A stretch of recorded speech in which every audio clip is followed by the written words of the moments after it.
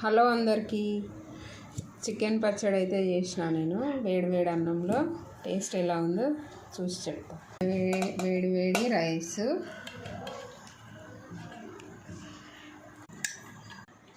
Chicken పచ్చడి.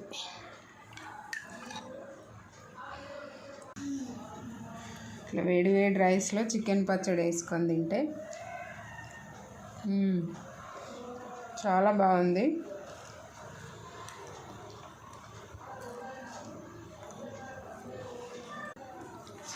మా పిల్లలకు కూడా చాలా ఇష్టము చికెన్ పచ్చడి. నచ్చితే మీరు కూడా చేసుకోండి.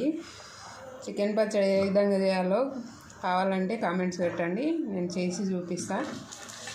ఈరోజే చేసిన, పొద్దున చాలా బాగుంది టేస్ట్. బయట తినేదానికంటే ఇంట్లో చేసుకుంటే చాలా బాగుంటుంది. కర్రీ కంటే పచ్చడి చాలా ఈజీ, టేస్ట్ కూడా చాలా బాగుంటుంది. Thank you.